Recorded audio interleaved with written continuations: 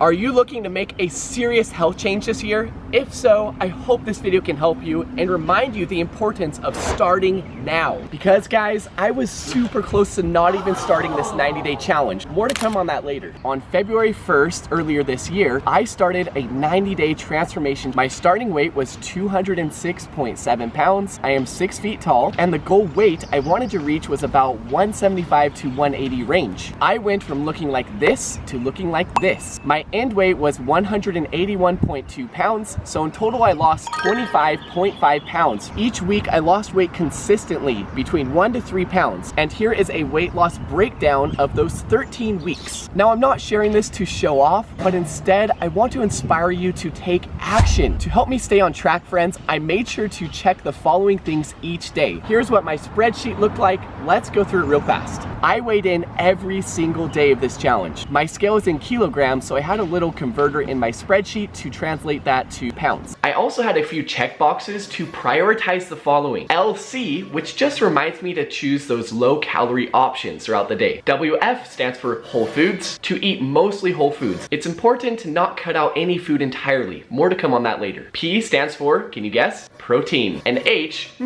is for hydration. I also made sure to limit processed foods. That's the PF there. Then a column for activity. The goal was to start where I'm at and increase the intensity over time. I also wanted to maintain as much muscle mass as possible, so I frequently did both body weight and lifting weight exercises. In addition to this spreadsheet that I checked every day, I also gave myself another layer of accountability, which was to post a daily short video on social media. As mentioned before, friends, I almost didn't even start this challenge. Why, you may be asking? Well, I had plans to start this 90-day transformation on February 1st, but didn't realize until later that there would be tons of family activities and big dinners together because of the holidays going on here. So I was super duper close to giving up and putting it off to another date. I think we all get to a point where we're just sick and tired of pushing things off. I was at that point. So I was like, what the heck? I'm gonna start. So I went all in on February 1st of this year. So you can definitely go back and check. I posted every day on this channel, sharing the different workouts, experiences, the battles, the triumphs, and so on. But now, friends, I want to share some of the biggest lessons I learned with you. Just a heads up, they may sound pretty simple, but once applied on a consistent basis, it can change your life. Anyway, that's what happened to me. Without further ado, let's jump into the first one, which is simply to start where you're at. We hear this a lot, but it takes some serious humility to do it, especially when you want those results so bad in the beginning that you're willing to go out and do crazy workouts, run super hard, but this honestly can lead to burnout and injury. So yeah, it's not very sustainable. Instead, we've got to start where we're at to build up that consistency and the intensity at the same time. At the beginning of this 90-day journey, I started with just walking. Seriously, that was my cardio workout. I would walk for a dedicated hour or so on the treadmill, and I kept thinking to myself, oh, I want to do more, I want to do more, I want to push myself harder and harder. But I told myself it will come eventually. I don't want to get burned out and I don't want to get injured. Plus, I was pretty out of shape, so getting that walking and my body adjusted to those exercises is a good thing. Another prime example, later on in the challenge, I did a push-ups max video to see how many I could do in one set, right? It had already improved a ton. I didn't take a video of what it was beforehand, but I got 21 push-up reps in one set. Then later towards the end of the challenge, I tried again, and my push-ups went up by 6 push-ups. I had 27 push-ups as my max. Also, something really cool about pursuing one's own health and fitness journey is that I love to think of it as you are a character and you get to unlock new skills, you get to progress in strength, stamina, so many things. For example, I had the sudden thought one day to try a handstand. I haven't tried in forever. And guess what? I was able to do a handstand. I unlocked a new skill. Later, I posted a short video sharing my max handstand time.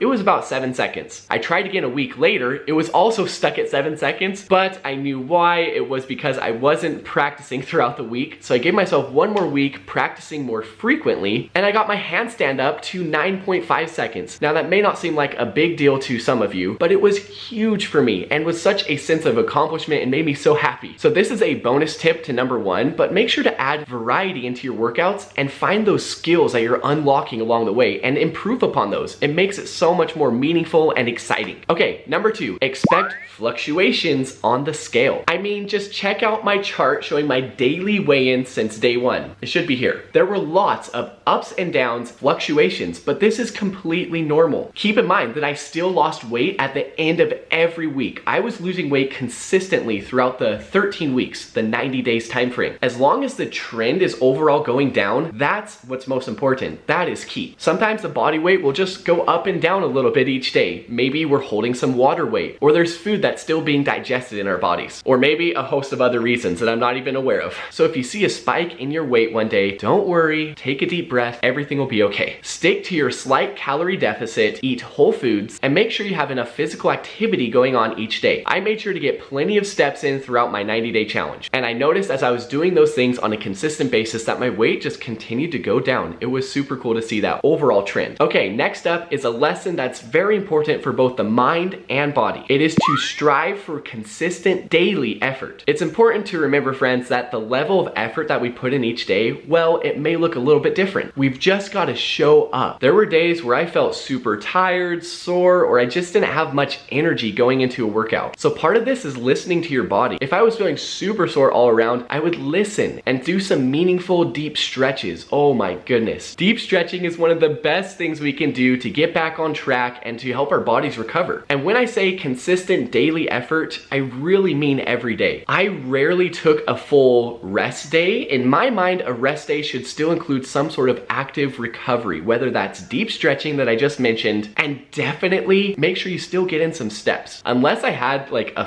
fever or I really couldn't get out of bed, I needed to stay in bed and rest, then I would still do some active recovery. Again, it's important to listen to the body. Don't overdo it. Some of my workouts were a lot less shorter time and I didn't have as much energy. That's okay. Show up daily for yourself. Okay, next tip, a very important one. Don't cut out any food entirely. Honestly, I used to struggle very hard with food addiction and also yo-yo dieting. They kind of went hand in hand, right? I would frequently have these overeating extravaganza episodes and they are not fun. But during this 90-day transformation challenge, I didn't restrict myself to just one certain way of eating or cut out an entire type of food. And yes, there were times where I had some pizza and even ice cream, but the key here is moderation. And it's really a mindset shift, going from I can't have something to I can. That was one of the hugest things that helped me overcome my food addiction, because I kept stressing out and over worrying about the things I couldn't have, that once I allowed myself to have them, I'd overeat, and it was just not a fun journey. Anyway, the key here is letting yourself know you can have these foods, but just have them in moderation and if you really want them. I noticed personally that a lot of times I just didn't really want it because I remembered how I feel afterwards and remember the way that eating whole foods makes me feel. Just so much better. Okay, next up is to not go too long without eating. This is another key aspect that helped me overcome food addiction. Now, I'm not saying it's bad to have some small fasting periods. I did that myself from time to time. For example, going a morning with just some low-calorie coffee. But I noticed if I went too long without eating that my cravings, hunger, everything would build up, and it made things a lot more difficult. So focusing on whole foods, protein, and fiber are just wonderful at making your body feel great and providing us with more sustainable energy that lasts longer. Something else I like to think about here is to think of food as fuel. There's high quality fuel and there's lower quality fuel. If we fill up our bodies with the high quality fuel, we'll be able to run longer and have more energy. But if we go too long without adding that fuel, then we're gonna feel super not good, sluggish, and low energy. Okay, this next one was super beneficial to help me have consistent weight loss. The lesson is to focus on low calorie, high volume foods and drinks. The key here is to find nutrient dense foods that are minimally processed and have high fiber and protein. Now, what could this be? Folks, it is super easy and straightforward, which I love. There's fruits, veggies, lean meats, diet soda, and so on. What's your take on diet soda? I know there's some controversy out there, but for me, it was huge in helping me curb cravings, feel great, have some energy from the caffeine, and close to 0 calories is fantastic for weight loss. These low calorie, high volume foods and drinks, they help keep us fuller for longer. Now I want to touch on real fast here the topic of calories. Yes, calories in versus calories out is very important, and that's how we lose weight, being in a calorie deficit. This is only looking at the quantity of calories, but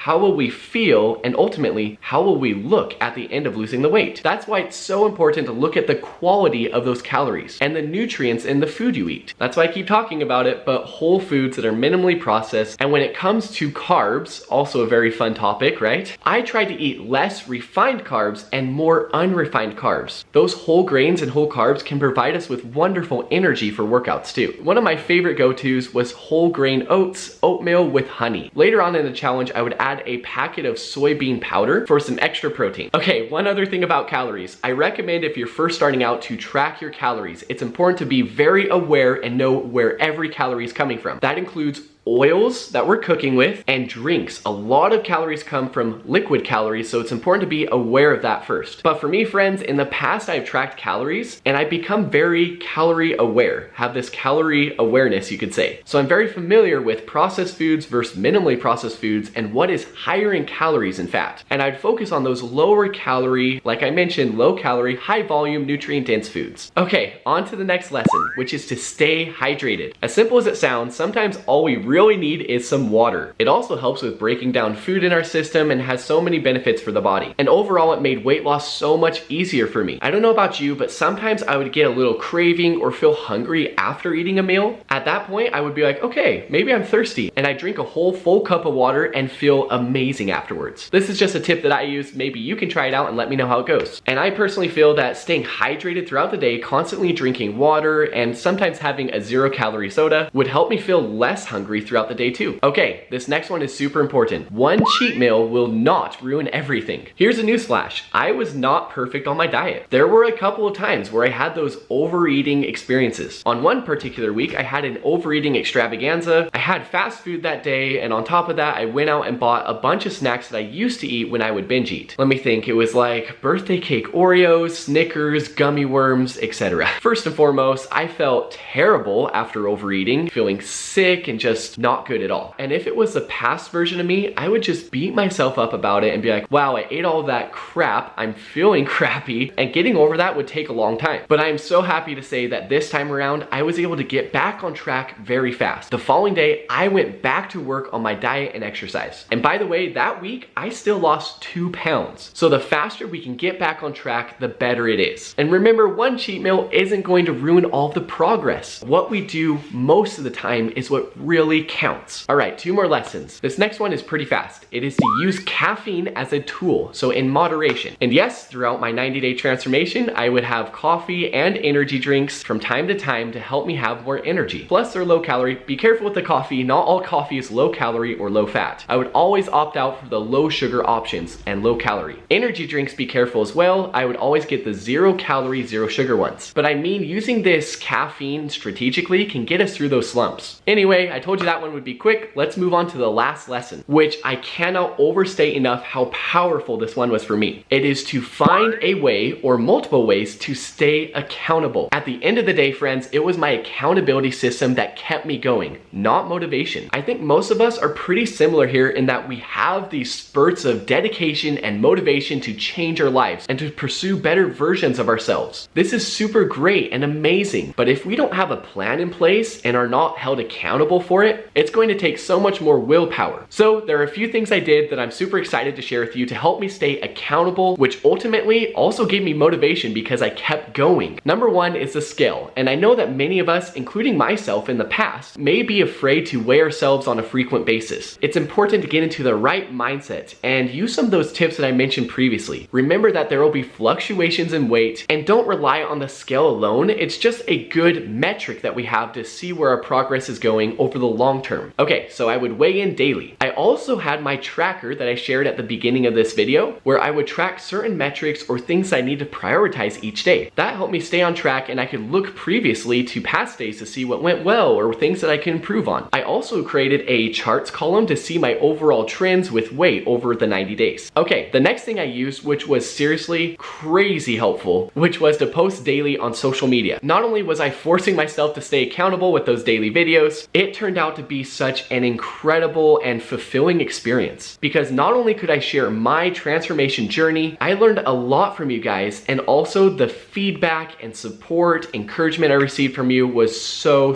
amazing. And truly, from the deepest part of my heart, I am so grateful for your support. Anyway, it was just this healthy cycle of people motivating me to keep going, and I'm so happy to be able to have inspired and motivate others to start their exercise journey or to keep going on their current fitness journey. Okay, one more thing in terms of accountability that really helped me was to have a wonderful support system, you could say. In addition to social media, I also initially was inspired from my older brother. He has made so much incredible progress on his health and fitness journey, and that really sparked something within me, and I started this 90-day challenge. Throughout these 90 days, I have kept in touch with my brother, and it's been a super amazing added level of accountability. So I highly recommend, friends, getting some sort of support system. It's great for accountability and to keep you going when you're feeling unmotivated. And it doesn't have to be a huge group of people, it could just be one person. All right, that's a wrap for the 10 lessons. Thank you so much for sticking around. Let me know in the comment section what you think of these tips. I don't know, maybe they sound a bit simple or obvious, but at the end of the day, friends, it really comes down to applying those simple principles on a consistent basis to see results. Okay, I've already started my next challenge, which is 100 days to a visible six-pack. If you found today's video insightful, please leave a like. I love hearing about your health transformations as well, so let me know how your progress is going. Let's keep in touch. We're in this together,